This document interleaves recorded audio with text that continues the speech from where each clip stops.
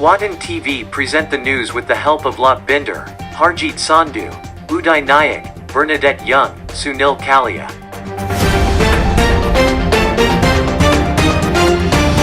The qualities of a successful CEO include foresight for future planning, adaptability to changing circumstances, reliability to maintain trust, teamwork for effective decision-making, and decency to build strong relationships. These traits enable CEOs to steer their companies effectively and inspire their teams. Anil Kumar, a legendary administrator, is a living example of achieving all this. Anil Kumar, a legendary administrator, is a living example of achieving all this. Mr. Anil Kumar, Executive Director and CEO of the company, informed the board in its meeting held on November 12, 2021 about his retirement from closing hours of March 31, 2022. His motto is, "Your reputation is more important than your paycheck, and your integrity is worth more than your career." Someone long back said that just because you are CEO, don't think you have landed. Anil Kumar, a legendary administrator, is a living example of achieving all this. You must continually increase your learning, the way you think, and the way you approach the organization. Mr. Anil Kumar never forgotten that in his creativity, innovation, hard work, dreams brought the biggest growth to the industry. His visionary abilities are proven by his statements like, "Paper boat will float. These are tough times for the entire world due to #COVID-19, and every industry will have its respective challenges in overcoming." He sees more than others see, he sees farther than others see, and he saw before others saw. He was much ahead of others growing in his field. Mr. Yash Sharma, Chief Editor and owner of Asian Tribune, one of the biggest network in print media in Edmonton, talks to Mr. Anil Kumar during his visit to Canada for Swatan TV. ਸਾਡੇ ਲਈ ਬੜੀ ਮਾਣ ਦੀ ਗੱਲ ਹੈ ਕਿ ਅਨਿਲ ਕੁਮਾਰ ਜੀ ਜਿਹੜੇ executive director ਸੀਗੇ ਸ਼੍ਰੀਆਂਸ paper mill Ahmedgarh ਲੰਬੇ ਅਰਸੇ ਲਈ 40 ਸਾਲ ਉਹ ਕੈਨੇਡਾ ਦੀ ਫੇਰੀ ਤੇ ਆਏ ਨੇ, ਐਡਮਿੰਟਨ ਆਏ ਨੇ। ਐਡਮਿੰਟਨ ਦੀ ਕਮਿਊਨਿਟੀ 'ਚ ਬੜਾ ਉਤਸ਼ਾਹ ਹੈ ਕਿ ਉਹਨਾਂ ਨਾਲ ਗੱਲਬਾਤ ਕੀਤੀ ਜਾਏ ਇੰਡਸਟਰੀ ਨੂੰ ਲੈ ਕੇ, ਹੋਰ ਕਈ ਗੱਲਾਂ ਲਈ। ਇਸ ਕਰਕੇ ਉਹਨਾਂ ਦਾ ਅਸੀਂ ਸਵਾਗਤ ਕਰਨਾ ਚਾਹਾਂਗੇ ਅਨਿਲ ਜੀ ਦਾ, ਨਾਲੇ ਮਿਸਿਸ ਅਨਿਲ ਦਾ।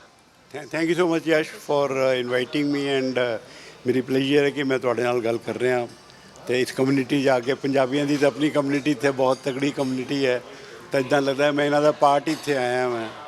ਅਨਿਲ ਜੀ ਜਿਹੜੇ ਉਪਨਿਸ਼ਦ ਲੰਬੇ ਅਰਸੇ ਤੋਂ ਲਿਖੇ ਗਏ, ਉਹ ਪੱਤਿਆਂ 'ਤੇ ਲਿਖੇ ਗਏ। 2000 ਪਹਿਲੇ ਚਾਈਨਾ ਨੇ ਜਿਹੜਾ ਪੇਪਰ ਦਾ ਇਨਵੈਂਸ਼ਨ ਕੀਤਾ ਔਰ ਉਸ ਤੋਂ ਬਾਅਦ ਉਹਦੀ ਡਿਵੈਲਪਮੈਂਟ ਹੁੰਦੀ ਰਹੀ। ਪੱਤਿਆਂ 'ਤੇ ਲਿਖੇ ਗਏ ਸੀਗੇ ਔਰ ਵੁੱਡ ਇਸ ਕਰਕੇ ਇਸਤੇਮਾਲ ਹੋਈ ਕਿ ਪੱਤਿਆਂ 'ਤੇ ਲਿਖੇ ਸੀ, ਵੁੱਡ ਤੋਂ ਪੇਪਰ ਬਣਨ ਲੱਗਾ। ਉਹ ਤੋਂ ਬਾਅਦ ਕਾਫੀ ਡਿਵੈਲਪਮੈਂਟ ਜਿਹੜੀ ਹੁੰਦੀ ਚਲੀ ਗਈ ਔਰ ਉਹਦਾ ਵੀ ਤੁਹਾਡਾ ਯੋਗਦਾਨ ਹੈ। ਇਹਦੇ ਬਾਰੇ ਜੋ ਐਵੋਲਿਊਸ਼ਨ ਹੋਇਆ ਪੇਪਰ ਇੰਡਸਟਰੀ ਦੇ ਵਿੱਚ, ਉਹਦੇ ਬਾਰੇ ਤੁਸੀਂ ਕੀ ਕਹਿਣਾ ਚਾਹੋਗੇ? ਪੇਪਰ ਇੰਡਸਟਰੀ ਰਾਈਟਲੀ ਬਿਲਕੁਲ ਤੇ ਠੀਕ ਕਿਹਾ ਕਿ ਪਹਿਲੇ ਵੁੱਡ ਤੋਂ ਹੀ ਬਣਦੀ ਸੀਗੀ ਐਂਡ ਹਮੇਸ਼ਾ ਹੀ ਮੰਨਿਆ ਜਾਂਦਾ ਸੀਗਾ ਕਿ ਅਸੀਂ ਪੇੜ ਯੂਜ਼ ਕਰਕੇ ਕਾਗਜ਼ ਬਣਾਵਾਂਗੇ। ਐਂਡ ਅੱਜ ਵੀ ਦੁਨੀਆ 'ਚ ਜਿਹੜਾ ਮੇਜਰ ਪ੍ਰੋਡਕਸ਼ਨ ਹੈ ਉਹ ਵੁੱਡ ਬੇਸਡ ਹੈਗੀ। ਲੇਕਿਨ ਅਗਰ ਅਸੀਂ ਇੰਡੀਆ ਦੀ ਗੱਲ ਕਰੀਏ, ਇੰਡੀਆ 'ਚ ਜਦ ਮੈਂ 1982 'ਚ ਪੇਪਰ ਇੰਡਸਟਰੀ 'ਚ ਆਇਆ ਸੀਗਾ, ਇਹ ਬਿਲਕੁਲ ਟਰੂ ਸੀਗਾ ਕਿ ਉਸ ਵੇਲੇ ਆਲਮੋਸਟ 70% 75% ਕਾਗਜ਼ ਵੁੱਡ ਤੋਂ ਬਣਦਾ ਸੀਗਾ। ਲੇਕਿਨ 35-40 ਸਾਲ ਜੋ ਮੈਂ ਇੰਡਸਟਰੀ 'ਚ ਰਿਹਾ, ਇਹ ਸਿਨੈਰੀਓ ਬਿਲਕੁਲ ਚੇਂਜ ਹੋ ਗਿਆ। ਅੱਜ ਤਕਰੀਬਨ 70% ਕਾਗਜ਼ 77% ਜਿਹੜਾ ਕਾਗਜ਼ ਹੈ ਉਹ ਰੀਸਾਈਕਲਡ ਹੈ। ਰੀਸਾਈਕਲ ਦਾ ਮਤਲਬ ਹੈ ਕਿ ਅਸੀਂ ਵੇਸਟ ਪੇਪਰ ਲੈਂਦੇ ਹਾਂ, ਵੇਸਟ ਪੇਪਰ ਨੂੰ ਰੀਪ੍ਰੋਸੈਸ ਕਰਕੇ ਕਾਗਜ਼ ਬਣਾ ਲੈਂਦੇ ਹਾਂ।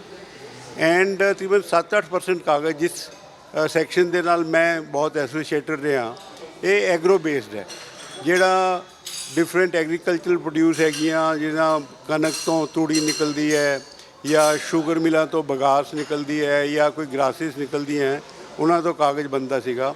ਹੁਣ ਸਿਰਫ 16-17% ਕਾਗਜ਼ ਜਿਹੜਾ ਹੈਗਾ ਉਹ ਵੁੱਡ ਤੋਂ ਬਣਦਾ ਇੰਡੀਆ 'ਚ। ਲੇਕਿਨ ਇਸ ਸਬਜੈਕਟ 'ਤੇ ਮੈਂ ਇੱਕ ਗੱਲ ਜ਼ਰੂਰ ਕਹਿਣਾ ਚਾਹੂੰਗਾ ਕਿਉਂਕਿ ਮੈਂ ਪੇਪਰ ਇੰਡਸਟਰੀ ਨਾਲ ਐਸੋਸੀਏਟਡ ਰਿਹਾ।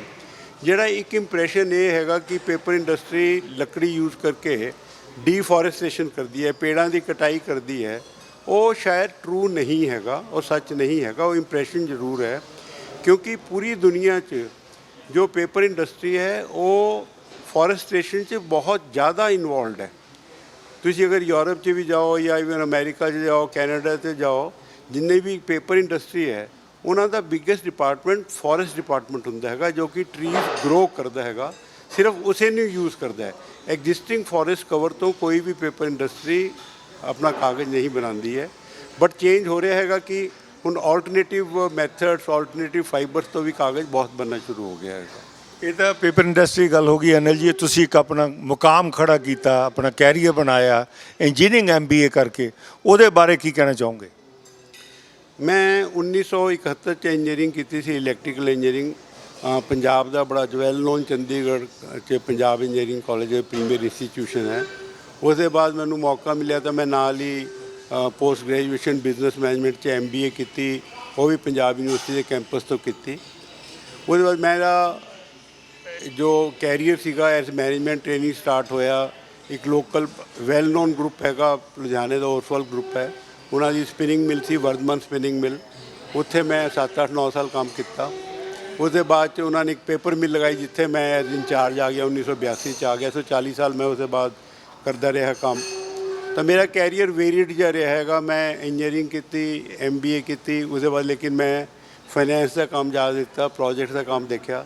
ਫਿਰ ਮੈਂ ਪੇਪਰ ਇੰਡਸਟਰੀ 'ਚ ਆ ਗਿਆ, ਜਦਕਿ ਮੈਂ ਪੇਪਰ ਟੈਕਨੋਲੋਜਿਸਟ ਨਹੀਂ ਸੀਗਾ, ਲੇਕਿਨ ਆਪਣੇ ਕੈਰੀਅਰ 'ਚ ਮੈਂ ਜੋ ਇੰਡੀਆ ਦੀ ਲਾਰਜੈਸਟ ਪੇਪਰ ਟੈਕਨੋਲੋਜੀ ਦੀ ਇੱਕ ਆਰਗੇਨਾਈਜੇਸ਼ਨ ਹੈ ਜਿਸ ਨੂੰ ਅਸੀਂ Indian pulp and paper technical association ਕਹਿੰਦੇ ਹਾਂ, ਮੈਂ ਉਸਦਾ ਕਾਫੀ ਸਾਲ ਮੈਂ ਪ੍ਰੈਜ਼ੀਡੈਂਟ ਰਿਹਾ, ਉਸ ਨਾਲ ਐਸੋਸੀਏਟਡ ਰਿਹਾ।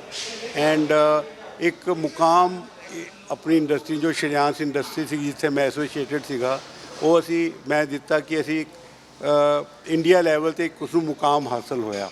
ਸੋ ਮੈਂ ਸੈਟਿਸਫਾਈਡ ਹਾਂ ਕਿ ਉਸੇ ਮੈਂ ਕੰਮ ਕੀਤਾ। ਬਟ ਯੈਸ, ਵੇਰੀਡ ਕੈਰੀਅਰ ਰਿਹਾ ਐਂਡ ਆਈ ਐਮ ਹੈਪੀ ਕਿ ਮੈਂ 40 ਸਾਲ ਦੇ ਬਾਅਦ ਇੱਕ ਬੜੇ ਸੈਟਿਸਫੈਕਸ਼ਨ ਦੇ ਨਾਲ ਆਪਣਾ ਮੈਂ ਕੈਰੀਅਰ ਖਤਮ ਕੀਤਾ। ਅਨਿਲ ਜੀ, ਇਹਦੇ ਨਾਲ ਨਾਲ ਤੁਸੀਂ ਮੇਰੇ ਨਾਲ ਸਹਿਮਤ ਹੋਵੋਗੇ ਕਿ ਸਪਾਊਸ ਚਾਹੇ ਉਹ ਹਸਬੈਂਡ ਹੈ ਚਾਹੇ ਵਾਈਫ ਹੈ, ਉਹਦਾ ਬੜਾ ਰੋਲ ਇੰਪੋਰਟੈਂਟ ਹੁੰਦਾ ਕੈਰੀਅਰ ਬਣਾਉਣ ਦੇ ਲਈ। ਤੁਹਾਡੇ ਕੇਸ 'ਚ ਤੁਸੀਂ ਕੀ ਕਹਿਣਾ ਚਾਹੋਗੇ? ਨਹੀਂ, this goes without saying. In fact my wife Neera ਜੋ ਮੇਰੇ ਨਾਲ ਬੈਠੀ ਹੈ, ਇਹ ਪ੍ਰੋਪਰਲੀ ਕੁਆਲੀਫਾਈਡ ਹੈ, MSc ਗੋਲਡ ਮੈਡਲਿਸਟ ਹੈ ਇਹ ਬੋਟਨੀ 'ਚ। ਐਂਡ ਆਪਣਾ ਕੈਰੀਅਰ ਅਲੱਗ ਕਰ ਸਕਦੀ ਸੀਗੀ, ਬਟ ਉਸਨੇ ਫਿਰ ਇੱਕ ਸੋਚਿਆ ਕਿ ਮੈਨੂੰ ਸਪੋਰਟ ਕਰੇ। ਐਂਡ ਜੋ ਮੈਂ ਅੱਜ ਇਸ ਲਾਈਫ 'ਚ ਅਚੀਵ ਕੀਤਾ, ਆਪਣੇ ਕੈਰੀਅਰ 'ਚ ਅਚੀਵ ਕੀਤਾ, ਬਹੁਤ ਮੇਜਰ ਕੰਟਰੀਬਿਊਸ਼ਨ ਇਸ ਦੀ ਰਹੀ। ਦੋ ਸੈਂਸਿਸ 'ਚ ਰਹੀ ਕਿ ਤਾਂ ਫੈਮਿਲੀ ਨੂੰ, ਬੱਚਿਆਂ ਨੂੰ ਪ੍ਰੋਪਰਲੀ ਐਜੂਕੇਟ ਕਰਨਾ। ਮੇਰੀਆਂ 2 ਡਾਟਰ हैं, ਦੋਨੋਂ ਪੋਸਟ ਗ੍ਰੈਜੂਏਸ਼ਨ, ਦੋਨੋਂ ਬਿਜ਼ਨਸ ਮੈਨੇਜਮੈਂਟ ਦੇ ਵਿੱਚ ਪੋਸਟ ਗ੍ਰੈਜੂਏਟ ਨੇ, ਆਪਣੇ ਕੈਰੀਅਰ 'ਚ ਆਪਣੀ ਲਾਈਫ 'ਚ ਬਹੁਤ ਅੱਛਾ ਚੱਲ ਰਹੀਆਂ। ਪਲੱਸ ਜੋ ਮੇਰਾ ਕੈਰੀਅਰ, ਮੇਰਾ ਮਤਲਬ as chief executive paper industry 'ਚ ਸੀਗਾ, ਐਜ਼ ਸ਼ਰਿਆਂਸ ਇੰਡਸਟਰੀ 'ਚ, ਉਸ ਨੂੰ ਸਪੋਰਟ ਦੇਣਾ। ਕਿਉਂਕਿ ਜੋ ਚੀਫ ਐਗਜ਼ੈਕਟਿਵ ਹੁੰਦਾ ਉਹਦਾ ਰੋਲ ਸਿਰਫ ਜੌਬ ਤੱਕ ਰਿਲੇਟਡ ਨਹੀਂ ਹੁੰਦਾ, ਉਹ ਇੱਕ ਫੈਮਿਲੀ ਦੀ ਤਰ੍ਹਾਂ ਪੂਰੀ ਇੰਡਸਟਰੀ ਨੂੰ ਗਰੋ ਕਰਨਾ, ਇੱਕ ਆਰਗੇਨਾਈਜੇਸ਼ਨ ਨੂੰ ਡਿਵੈਲਪ ਕਰਨਾ। ਉਸ 'ਚ ਜਿਹੜਾ ਵਾਈਫ ਦਾ ਰੋਲ ਹੈ ਬਹੁਤ ਮੇਜਰ ਰਹਿੰਦਾ ਸਪਾਊਸ ਦਾ। ਅਗਰ ਵਾਈਫ ਕੋਆਪਰੇਟ ਨਾ ਕਰੇ ਤਾਂ ਪੂਰੀ ਆਰਗੇਨਾਈਜੇਸ਼ਨ 'ਚ ਇੱਕ ਡਿਸਕੋਰਡੈਂਟ ਨੋਟ ਬਣ ਜਾਂਦਾ ਹੈਗਾ। ਆਰਗੇਨਾਈਜੇਸ਼ਨ ਚਲਦੀਆਂ ਲੇਕਿਨ ਉਹ ਇੱਕ ਫੈਮਿਲੀ ਟਾਈਪ ਐਟਮੋਸਫੀਅਰ ਨਹੀਂ ਆ ਸਕਦਾ। ਉਸ 'ਚ ਬਹੁਤ ਮੇਜਰ ਰੋਲ ਦਿੱਤਾ। ਲੇਕਿਨ ਹੁਣ ਇਸ ਸਬਜੈਕਟ ਦੀ ਗੱਲ ਕਰੀਏ ਤਾਂ ਇਹ ਇੰਡੀਪੈਂਡੈਂਟਲੀ ਟੱਪਰਵੇਅਰ ਦਾ ਕੰਮ ਕਰਦੀ ਹੈ। ਉਹਦੇ she has performed much better than me. So therefore saying ਕਿ ਉਹ ਮੇਰਾ ਹੀ ਕੰਮ ਸੀਗਾ, ਜੋ ਵੀ ਕੰਮ ਇਸਨੇ ਕੀਤਾ ਉਹ ਮੇਰੇ ਤੋਂ ਜ਼ਿਆਦਾ ਪਰਫੈਕਸ਼ਨ 'ਚ ਕੀਤਾ। ਐਂਡ ਜੋ ਮੈਂ ਥੋੜ੍ਹਾ ਬਹੁਤ ਅੱਜ ਥੋੜ੍ਹਾ ਪ੍ਰੋਪਰਲੀ ਪ੍ਰੈਜੈਂਟੇਬਲ ਲੱਗਦਾ, ਬਹੁਤ ਵੱਡੀ ਕੰਟਰੀਬਿਊਸ਼ਨ ਮੇਰੀ ਵਾਈਫ ਦੀ ਹੈ। ਸੋ ਗੋਜ਼ ਵਿਦਆਊਟ ਸੇਇੰਗ ਕਿ without her contribution this would not have been possible. Anil ji, ਇਸੇ ਕੜੀ ਨੂੰ ਜੋੜਦੇ ਹੋਏ ਕੈਨੇਡਾ ਦੀ ਧਰਤੀ ਤੇ ਸਾਡੇ ਪੰਜਾਬੀ ਭਾਈਚਾਰੇ 'ਚ ਯੰਗ ਪੇਰੈਂਟਸ ਹੈ, ਉਹਨਾਂ ਦੀ ਤੁਹਾਡੀ ਕੀ ਐਡਵਾਈਸ ਉਹਨਾਂ ਨੂੰ? ਦੇਖੋ, ਇੱਕ ਬੈਲੈਂਸ ਸਾਨੂੰ ਲਾਈਫ ਦੇ ਵਿੱਚ ਜ਼ਰੂਰ ਕ੍ਰੀਏਟ ਕਰਨਾ ਚਾਹੀਦਾ ਹੈਗਾ। ਬਿਕੋਜ਼ ਸਾਰਾ ਜੋ ਕੁਐਸਚਨ ਹੈ ਉਹ ਬੈਲੈਂਸਿੰਗ ਦਾ ਹੈਗਾ ਕਿ ਤੁਹਾਡੀ ਇੱਕ ਪ੍ਰੋਫੈਸ਼ਨਲ ਲਾਈਫ ਹੈ, ਇੱਕ ਬਿਜ਼ਨਸ ਲਾਈਫ ਹੈ, ਇੱਕ ਤੁਹਾਡੀ ਪਰਸਨਲ ਲਾਈਫ ਹੈ। ਅਗਰ ਅਸੀਂ ਇਹ ਕੋਸ਼ਿਸ਼ ਕਰੀਏ, ਜੋ ਯੰਗਸਟਰਸ ਨੇ, ਤੁਸੀਂ ਗੱਲ ਕੀਤੀ ਕਿ ਜੋ ਅੱਜ ਯੰਗਸਟਰਸ ਇੱਥੇ ਨੇ, ਉਹਨਾਂ ਨੂੰ ਮੈਂ ਜ਼ਰੂਰ ਐਡਵਾਈਸ ਕਰਾਂਗਾ ਕਿ ਆਪਣੇ ਕਦੇ ਫੈਮਿਲੀ ਦੇ ਬੈਲੈਂਸ ਨੂੰ ਮਿਸ ਨਾ ਕਰੋ। ਇੱਕ ਲਾਈਫ ਦਾ ਵਰਕ ਲਾਈਫ ਬੈਲੈਂਸ ਜਿਸ ਨੂੰ ਕਹਿੰਦੇ ਹਾਂ ਅਸੀਂ, ਉਹ ਜ਼ਰੂਰ ਰੱਖਣਾ ਚਾਹੀਦਾ ਹੈਗਾ। ਅਸੀਂ ਸਿਰਫ ਆਪਣੇ ਪ੍ਰੋਫੈਸ਼ਨ ਦੇ ਮਗਰ ਦੌੜੀਏ ਐਂਡ ਮੀਨਵਾਈਲ ਆਪਣੀ ਫੈਮਿਲੀ ਨੂੰ ਇਗਨੋਰ ਕਰ ਦਈਏ, ਆਪਣੇ ਜਿਹੜਾ ਇੱਕ ਘਰ ਦਾ ਹੈ ਉਸਨੂੰ ਇਗਨੋਰ ਕਰ ਦਈਏ, ਉਹ ਨਾ ਕਰੀਏ। ਇਹ ਲਾਈਫ ਸਾਡੀ ਸਿਰਫ ਪ੍ਰੋਫੈਸ਼ਨ ਨਹੀਂ ਹੈ, ਸਿਰਫ ਕੈਰੀਅਰ ਨਹੀਂ ਹੈਗਾ, ਉਸ ਤੋਂ ਬਿਯੋਂਡ ਵੀ ਹੈਗੀ। ਐਂਡ ਨਾਲ ਬੱਚਿਆਂ ਨੂੰ ਅਸੀਂ ਐਡੂਕੇਟ ਟਾਈਮ ਦਈਏ। ਮੈਂ ਬਹੁਤ ਪ੍ਰਿਵਿਲੇਜ ਮਹਿਸੂਸ ਕਰ ਰਿਹਾ ਕਿ ਮੇਰੇ ਦੋਨੋਂ ਬੇਟੀਆਂ ਅੱਜ ਬਹੁਤ ਅੱਛੀ ਤਰ੍ਹਾਂ ਆਪਣੀ ਲਾਈਫ 'ਚ ਸੈਟਲਡ ਨੇ, ਪ੍ਰੋਫੈਸ਼ਨਲੀ ਬਹੁਤ ਅੱਛੀਆਂ ਸੈਟਲਡ ਨੇ। ਉਹ ਇਸੇ ਵਾਸਤੇ ਸੀਗਾ ਕਿ ਅਸੀਂ ਟਾਈਮ, ਮੇਰੀ ਵਾਈਫ ਨੇ, ਮੈਂ ਅਸੀਂ ਟਾਈਮ ਦਿੱਤਾ ਆਪਣੇ ਬੱਚਿਆਂ ਨੂੰ। ਸੋ ਮੇਰੀ ਜ਼ਰੂਰ ਐਡਵਾਈਸ ਹੈ ਅੱਜ ਦੇ ਯੰਗ ਜਿੰਨੇ ਵੀ ਪੇਰੈਂਟਸ ਨੇ ਕਿ ਆਪਣੇ ਬੱਚਿਆਂ ਦੀ ਲਾਈਫ ਨੂੰ ਆਪਣੇ ਪਰਸਨਲ ਲਾਈਫ ਨੂੰ ਇਗਨੋਰ ਨਾ ਕਰੋ। ਪ੍ਰੋਫੈਸ਼ਨਲ ਲਾਈਫ ਬਹੁਤ ਜ਼ਰੂਰੀ ਹੈ, ਉਸਨੂੰ ਮੈਂ ਨਹੀਂ ਕਹਿੰਦਾ ਕਿ ਉਸਨੂੰ ਇਗਨੋਰ ਕੀਤਾ ਜਾਵੇ, ਲੇਕਿਨ ਇੱਕ ਬੈਲੈਂਸ ਜ਼ਰੂਰ ਅਸੀਂ ਮੇਨਟੇਨ ਕਰਕੇ ਚੱਲੀਏ। At this occasion, the prominent and biggest organization Sikh Federation of Edmonton honored Mr. Anil Kumar. Mr. Karnal Dial, President of Sikh Federation of Edmonton, presented a plaque to the honorable guest from Punjab. Mr. Sanjay Patel, the President of Press Council, along with members of Press Council, also presented the plaque. Mr. Gursharan Bhattar, the owner of the biggest electronic media organization My Radio 580, also interviewed Mr. Anil Kumar for his network. ਅੱਜ ਬੜੀ ਖੁਸ਼ੀ ਦੀ ਗੱਲ ਹੈ ਕਿ press council of Edmonton ਔਰ ਸਿੱਖ federation of Edmonton ਨੇ ਅਨਿਲ ਜੀ ਜਿਹੜੇ ਕਿ ਐਗਜ਼ੀਕਿਊਟਿਵ ਡਾਇਰੈਕਟਰ ਸੀਗੇ ਸ਼੍ਰੀਆਂਸ ਪੇਪਰ ਮਿਲ ਅਹਿਮਦਗੜ੍ਹ, ਉਹਨਾਂ ਦੀ ਕੈਨੇਡਾ ਦੀ ਫੇਰੀ ਤੇ ਐਡਮਿੰਟਨ ਤੇ ਆਉਣ ਤੇ ਉਹਨਾਂ ਨੂੰ ਆਨਰ ਕੀਤਾ ਹੈ। ਮੈਂ ਪੁੱਛਣਾ ਚਾਹੂੰਗਾ ਅਨਿਲ ਜੀ ਨੂੰ ਕਿ ਇਹਦੇ ਬਾਰੇ ਉਹਨਾਂ ਦਾ ਕੀ ਪ੍ਰਤੀਕਰਮ ਹੈ। ਮੈਂ ਇੰਨਾ ਓਬਲਾਈਜ਼ ਹਾਂ ਕਿ ਮੈਂ ਉਸਨੂੰ ਦੱਸ ਨਹੀਂ ਸਕਦਾ ਕਿ ਮੇਰੇ ਨਾਲ ਤੁਸੀਂ ਸਭ ਨੇ ਮਿਲ ਕੇ ਮੈਨੂੰ ਆਨਰ ਕੀਤਾ। ਪ੍ਰੈਸ ਬਟ ਆਈ ਅੰਡਰਸਟੈਂਡ ਕਿ ਪ੍ਰੈਸ ਕਾਉਂਸਿਲ ਜਿਹੜੀ ਇੱਥੇ ਦੀ ਹੈ ਬਹੁਤ ਅੱਛਾ ਕੰਮ ਕਰ ਰਹੀ ਹੈ ਅਤੇ ਮੇਰੀ ਪੂਰੀਆਂ ਬੈਸਟ ਵਿਸ਼ਿਸ ਨੇ ਕਿ ਜੋ ਵੀ ਤੁਸੀਂ ਕਿਸ ਨੂੰ ਲਾਰਜਰ ਲੈਵਲ 'ਤੇ ਲੈ ਕੇ ਜਾਣਾ ਚਾਹੁੰਦੇ ਹੋ, ਜਿਸ ਨੂੰ ਐਡਿਕੁਏਟ ਤੁਸੀਂ ਮਿਲੇ ਤਾਂ ਐਂਡ ਤੁਸੀਂ ਮੈਨੂੰ ਆਨਰ ਕੀਤਾ। ਇਸਦਾ ਤਾਂ ਖੈਰ ਗੋਜ਼ ਵਿਦਆਊਟ ਸੇਇੰਗ ਕਿ ਮੇਰੀ ਪਲੇਜ਼ਰ ਹੈ, ਮੇਰਾ ਬਹੁਤ ਜ਼ਿਆਦਾ ਮੈਂ ਧੰਨਵਾਦੀ ਹਾਂ। ਐਂਡ ਸਿੱਖ ਫੈਡਰੇਸ਼ਨ ਨੇ ਵੀ ਪਾਰਟੀਸਪੇਟ ਕੀਤਾ, ਮੈਨੂੰ ਆਨਰ ਕੀਤਾ।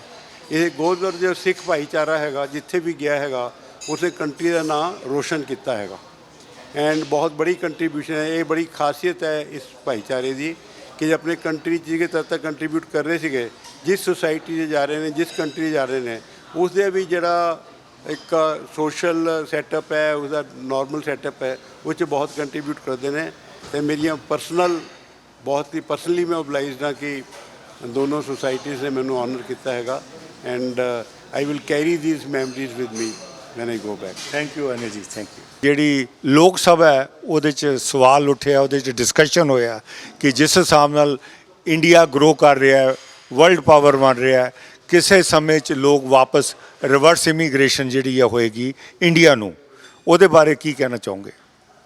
ਦੇਖੋ ਜੀ, ਇਹਦੇ ਕੋਈ ਡਾਊਟ ਨਹੀਂ ਹੈਗਾ, ਇਸ ਵੇਲੇ ਇੰਡੀਆ ਬ੍ਰਾਈਟ ਸਪੌਟ ਹੈ ਪੂਰੇ ਵਰਲਡ 'ਚ ਔਨ ਇਕਨੋਮਿਕ ਗਰੋਥ। ਜਦ ਕਿ ਸਾਰੀ ਇੰਡਸਟਰੀਅਲਾਈਜ਼ ਸੁਸਾਇਟੀਜ਼ ਨੇ, ਵੱਡੀਆਂ ਕੰਟਰੀਜ਼ ਨੇ, ਉਹ ਰਿਸੈਸ਼ਨ ਫੇਸ ਕਰ ਰਹੀਆਂ ਜਾਂ ਆਲਮੋਸਟ ਨੈਗਲੀਜੀਬਲ ਗਰੋਥ 'ਚ ਹੈਗੀਆਂ। ਇੰਡੀਆ ਡਿਸਪਾਈਟ ਦੀ ਫੈਕਟ ਕਿ ਅਸੀਂ ਕੋਵਿਡ ਦਾ ਚੈਲੰਜ ਫੇਸ ਕੀਤਾ, ਇੰਨੀ ਵੱਡੀ ਪੋਪੂਲੇਸ਼ਨ ਸੀ, ਉਹਨਾਂ ਨੂੰ ਅਸੀਂ ਪ੍ਰੋਟੈਕਟ ਕੀਤਾ। ਇਹ ਇੱਕ ਅਨਥਿੰਕੇਬਲ ਕਾਈਂਡ ਆਫ ਅਚੀਵਮੈਂਟ ਹੈ ਕਿ 140 ਕਰੋੜ ਦੀ ਪੋਪੂਲੇਸ਼ਨ 'ਚ ਉਹਨਾਂ ਦਾ ਵੈਕਸੀਨੇਸ਼ਨ ਕਰਨਾ, ਉਹਨਾਂ ਨੂੰ ਪ੍ਰੋਟੈਕਟ ਕਰਨਾ ਬਹੁਤ ਵੱਡੀ ਅਚੀਵਮੈਂਟ ਹੈ ਐਂਡ ਇੰਡਸਟਰੀਅਲ ਗਰੋਥ ਨਾਲ ਰੱਖਣਾ।